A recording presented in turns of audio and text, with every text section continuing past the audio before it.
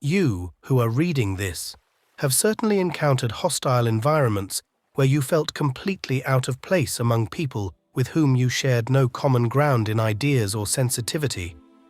In such moments, we feel the most intense loneliness and long to be free from these entanglements as quickly as possible.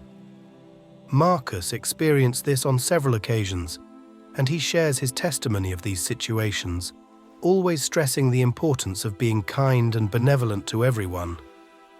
Marcus was a person of extraordinary sensitivity, as evidenced by his diary and the accounts from antiquity. Moreover, he received a thorough education. The best preceptors available instructed him, and he shows immense gratitude for his teachers in the first book of his only surviving work. However, in his later years, with the loss of his friends and preceptors, Marcus found himself increasingly alone. His diary, written in the last decade of his life, between 170 and 180, reflects this isolation, leading him to converse at length with himself through his famous monologues.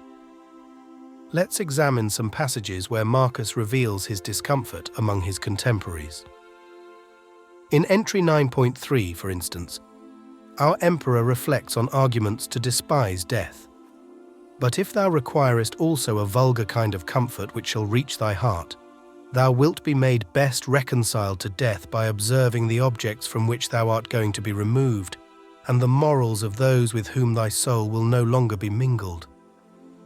For it is no way right to be offended with men, but it is thy duty to care for them and to bear with them gently, and yet to remember that thy departure will not be from men who have the same principles as thyself.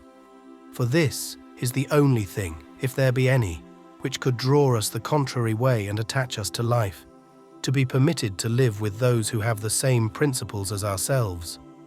But now thou seest how great is the trouble arising from the discordance of those who live together, so that thou mayest say, Come quick, O death, lest perchance I, too, should forget myself.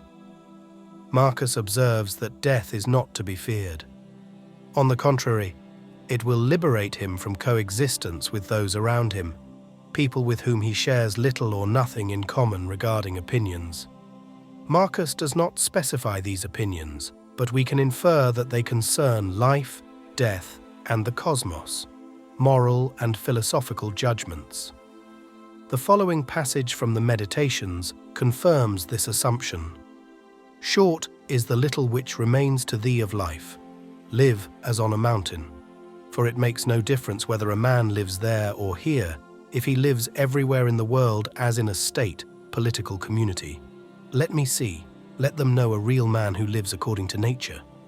If they cannot endure him, let them kill him, for that is better than to live thus as men do. Marcus realizes that the sand in the hourglass of his existence is running low. He urges himself to live as if isolated on a mountain, adding that it is better to die than to live like his contemporaries. Marcus's dissatisfaction with his contemporaries stems from their way of life, influenced by their opinions on the values that should guide human existence. Finally, in another passage, Marcus reflects on his discomfort among his contemporaries. There is no man so fortunate that there shall not be by him, when he is dying, some who are pleased with what is going to happen. Suppose that he was a good and wise man, will there not be at least someone to say to himself, Let us at last breathe freely, being relieved from this schoolmaster? It is true that he was harsh to none of us, but I perceived that he tacitly condemns us. This is what is said of a good man. But in our case, how many other things are there for which there are many who wish to get rid of us? Thou wilt consider this then when thou art dying, and thou wilt depart more contentedly by reflecting thus.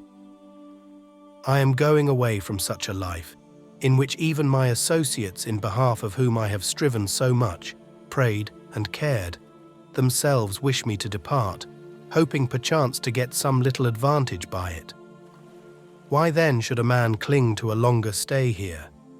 Do not, however, for this reason, go away less kindly disposed to them, but preserving thy own character, and friendly and benevolent and mild, and on the other hand not as if thou wast torn away.